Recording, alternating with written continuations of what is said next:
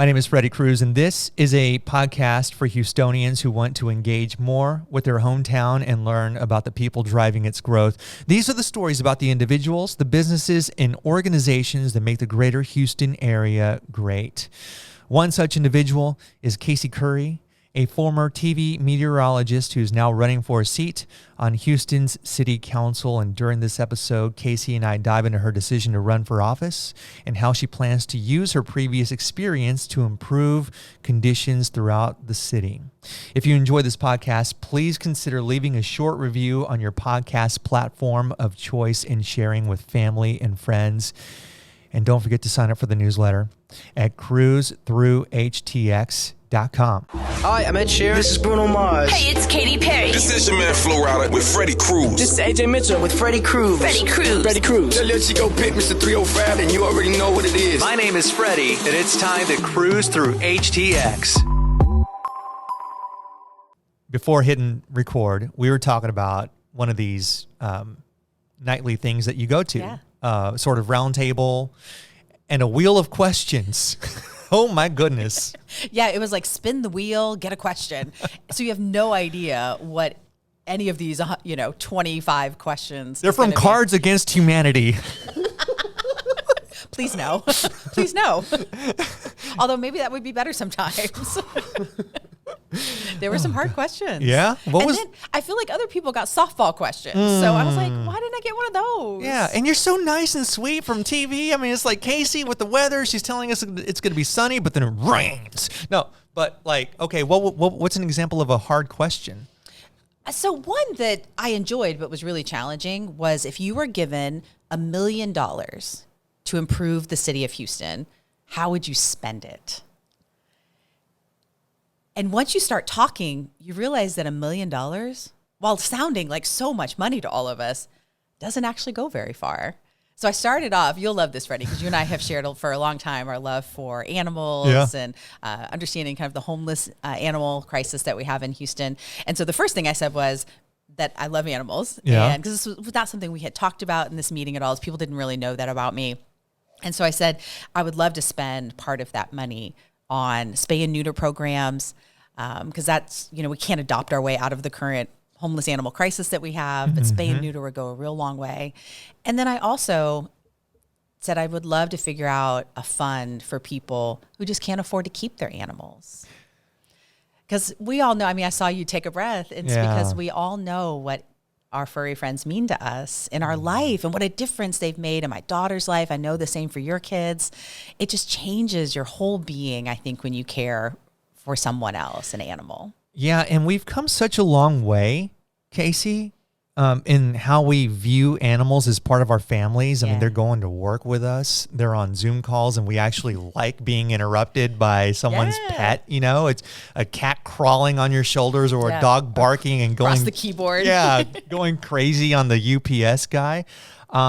Yet at the same time, there's so much work to be done, especially within the inner city. And I had previously recorded an interview with Tina and Tama from Houston Pet Set. Love them. And you watched the documentary for the animals. We were both at the screening, and it's like, okay, we knew it was bad. Yeah. We didn't realize it was that bad. And so to your point, $1 million, that's like throwing $100 at know. Yeah. And then the list didn't stop, because then I was like, okay, well, I want to do that. Oh, but then I know I'm so passionate about STEM education, and I would love to expose more young people to the beauty of STEM, science, technology, engineering, and math, and provide scholarships for them to be able to go get certificates or going to college. And because we know that having a meaningful job like that with a future, it changes your life, and it changes your family's life. And we also know that that's what our economy needs. And then I got real excited. And then I thought about our affordable housing situation. We know that rent is through the roof and mortgage rates are unattainable right now for so many people. Nobody wants to deal with that right now. It's so hard. And the majority of our city is renters, and we have low income housing that's just disastrous. And then, by the end of it, you realize that $1 million didn't really get you anywhere. So that was really one of the hardest questions last night. Yeah. Even if you divvy it up by all those issues, you're looking at what, $200,000 per issue? And I mean, Yeah. So that was a challenge I think it was just the overwhelmingness of thinking about that. And thank goodness it was not Cards Against Humanity. That's right. I would have been in real trouble then. Although, if anybody's listening and they are in the city of Houston and Casey ends up at one of these events, let's make that an option. Let's do it. I'm there for it. You know, we all know you through Channel 13 and seeing you as a meteorologist. Why on earth? Why? You're so sweet. You're so kind. I've personally seen you at all these charity functions and whatnot, and trying to influence policy means by default, it's political. And you are like the opposite of political and what we see as the stereotypical Houston council person. So what made you want to do this? I think what made me want to do it and why I should be doing it are really two different things. I'm a military kid. And so, I grew up everywhere, 9 elementary schools, and just really never had a home. And when I came to Houston 17 years ago for my job in television, it all changed for me. And people who haven't been so transient maybe don't get that. But when you suddenly realize that you have a home, it changes just how you feel about that place, that physical place, the people that are there. And I just had this real desire inside to do more than what I was doing already. Being active in the business community, being active in the nonprofit community. I wanted to do more. And then once I decided I was running and started really doing the work, I realized I'm needed there. As you said, I'm not a politician. I'm not a political insider. I have a lot to learn, but I have a perspective that's not there right now.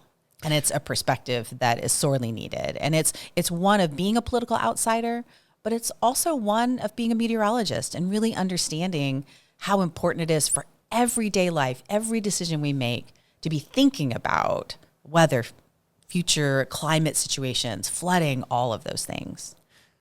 I do want to ask you about that since you just mentioned the weather and climate. Yeah. And at the time of this recording, it is September 1st. And at the time of the publishing, it'll be the end of September. Wow. Okay, so we are what some people would consider to be out of the crosshairs of hurricane season, but it lasts until November. Right. But really, I think we got to get through September, really, I think, before most people start to kind of breathe a sigh. Yeah. And I also feel like that's a way of us thinking about the old school way of storms. Mm-hmm. And what are the reasons that we saw historically a downturn in the number and intensity of storms when we got later in the season is that the water temperatures would cool. Mm-hmm. And that's not happening right now. I mean, it's like bathwater out there in the Gulf. We just saw with the latest storm that went into Florida. I mean, the water temperatures were so hot. That thing just went from Cat 1 to Cat 3 like that. And so that's one of the big concerns. You're still monitoring the weather. It never leaves. You're working a real job. You're a mom. You're a mom and a wife, most importantly, and then you're working a day job. And then you're running for city council. But somehow she finds the time to monitor the temperature of the water in the Gulf. I love that. And I just started posting on TikTok. Oh my goodness! And you're watching cat videos with your daughter Winnie. We love it. Oh, that's so cool. Going back to you being a political outsider, and I believe in term limits. This is not going to be a political episode. I believe in term limits, and I would like to think that most of us are on that same side until it comes to quote unquote our team. Right. So all of that being said, I feel like we need people who have not. We need new faces. Yeah. And so the argument would be, well, XYZ candidates don't have political experience. Yeah. And then I see it as a fresh face with, as you said, a different perspective. Yeah. And so you being in the media, and obviously being in the media, you don't just see the weather. You see everything and how things go. And so how do you plan on using your experience in seeing how things go and sort of shining a light on like, hey, this is what's happening and you don't know about it. And why don't we try and fix this together? Yeah. So I do think there's value in having a mixture of people. No matter what you're doing, there's a value in having a mixture. Yeah. So city government's hard, it is complicated, and it's massive. And there is value in having people who know how it runs intimately, know all the players, all of that. The big experience. Yes, Yeah. the big experience. And so I love this mixture of people. I don't want to see everyone with experience in the city going out the door. But getting the fresh ideas, to your point, is so critical. And the reason for that is, even just now, having worked in the private sector for a global firm for the last 5 years, I have a different perspective on what it takes to run a business, even different than I had when I was in television. And understanding the pain points of business owners, because we all know that it's small and medium-sized businesses that are driving the economy here in Houston and everywhere else in this country. I love our big corporations too. They provide so many jobs and innovation and that sort of thing. But these small and medium-sized businesses, that's who's employing most of us. And so understanding their pain points about permitting, hiring, getting employees, professionals to work because the traffic is so bad. All of these basic things, if you don't have that perspective and you're just always on the other side, how do you really address the problem? Yeah. And then once you get to a point where you address the problem and you plan on doing something about it, and now you're in the execution phase. So we've gone from ideation to execution, and now everybody's complaining about the construction on I-10 or on 59 or whatever. And to your point, it's city government is hard, and it seems like it's not as sexy as national politics, because that's what we see on cable news and whatnot, and all the people, all the loud voices. And but we have more agency over this. And we were talking about low voter turnout before we started the interview. I thought it was in the 20s. You said it was 17%. I keep hearing 17%. I mean, come on. And this is stuff that we actually have control over. That's the thing. I don't think people don't think about it, because all we hear about on the news or social media is national politics, some state politics. Yeah. But it's the city politics and the county politics that affect most of us every single day. Yeah. That's where you as a voter have the biggest opportunity to make a difference, not just in elections, but engaging with your council members, your county judges, the mayor. You have that opportunity all the time. That's what I do now as a candidate. I know that there's council members. I see them, and we all know who they are, who are out in communities all over the area, talking to people and wanting to hear their concerns and fix their problems. I want to go back to homeless animals, because this is something that I am crazy passionate about, like insane passionate about. My father lives in an area where at times it gets overrun with animals. He lives around the corner from my aunt, who they're both on the older side, and I get scared for them. He names these animals. Oh, there's Red. There's Balboa, because he got beat up by a fellow street dog. And so he the dark humor coming out. And I called him Balboa because he got his butt kicked. I'm like, Dad, come on. He goes, I called this one No Name because I couldn't think of a name. Oh, God. He goes, I called this one Elvis because he's got pretty blue eyes. Oh, that's so sweet. But it's personal for me because my family is obviously impacted by this. And there is a certain truck that my dad saw off of 59 in Collingsworth, and he went to this truck and said, hey, there are a bunch of homeless animals. And the guy's like, look at this list. This is my list of calls. And that was like the backlog. So essentially, no, we're busy, and no. Yeah. And so a lot of what's happening with regards to homeless animals, and there are upwards of 1 million depending on what study you read, right? How can the city help absorb some of this problem so that the private institutions, the nonprofits, don't have to bear so much of the brunt. We can get some help. It's something that obviously people do care about. Yeah. We all love animals. It's not a political thing. So, and we love people. Yeah. To your point, you have family members that are directly being impacted in a negative way.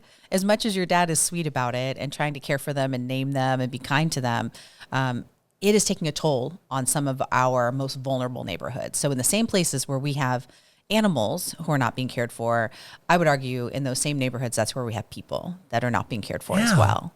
And so we know that money has to be part of this equation. So we've got to spend more money as a city on this problem, but we got to spend it on things that make a difference. And I would argue that spay and neuter is the biggest thing that's going to make a difference. We are never going to be able to adopt our way out of this problem. We have to do more spay and neuter, but that means we've got to incentivize people to do it. Right now, if you find a homeless animal and you try to take it someplace, whether it's low cost or free, you will wait months, if not longer, for an appointment, even if you could get one.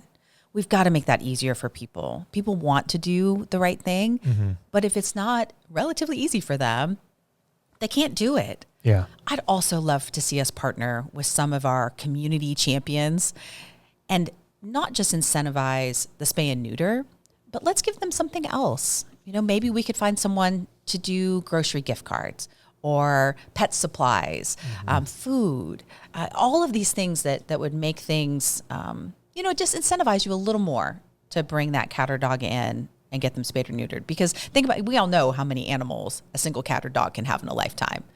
It's staggering. The cat problem, the feral cat problem is just, It's out of hand. Yeah. And learning about cat colonies and seeing people complain about why cats' ears are getting tipped when they go through the process. And I'm learning I'm as someone who doesn't know, I'm a complete noob at this. It's like, well, why are they complaining? Okay, so they're complaining for this reason. Well, what benefit is it to have the cat, spayed, neutered, whatever, and then put out in the colony? Like, why do you just release them? Right. Okay. Why do you release them back? Why are they feral again? Well, because they can't be domesticated. Right. And if you euthanize the cat, it's a colony. So more cats will just fill the vacuum. Right. And so you're right. It's not an adoption thing. It's a spay or neuter thing. Yeah. And it's complicated. I don't really make it sound like that simple. So we got to start. Many elements to it. But that's a good beginning. Yeah. Yeah. We've got to start there. And we've also we've got to spend more money on it. Another big problem, though, is we don't have enough people, that want to work at the city shelter, at the county shelter, that want to drive around in the truck and answer the calls. So many industries are having trouble finding people that want to do these jobs. And so we've got to find a way to incentivize people to do the jobs that we need them to do. Okay. I want to ask you about crime. Yeah. Because that's another hot button number issue. one. It is the number one thing. Yeah. It doesn't matter who I talk to, what part of town, what they do for a living. Crime is number one. Yeah. So crime is complicated. And I think we've got some short-term things we can do and some long-term things we can do. We need to get more people to work. And we need to get more people with meaningful work. We know that has a big picture impact on crime. That doesn't get fixed for tomorrow, though. That's a year or two longer down the road. But we've got to do it. It's important. It's important for the future of our city for many reasons, including crime. We also have a real shortage of first responders, whether you're talking about police officers, firefighters, EMS, paramedics. And we need to get more recruits in here. And we need to increase our class sizes and get these people working. We also need to make sure that we're spending our money on things that matter.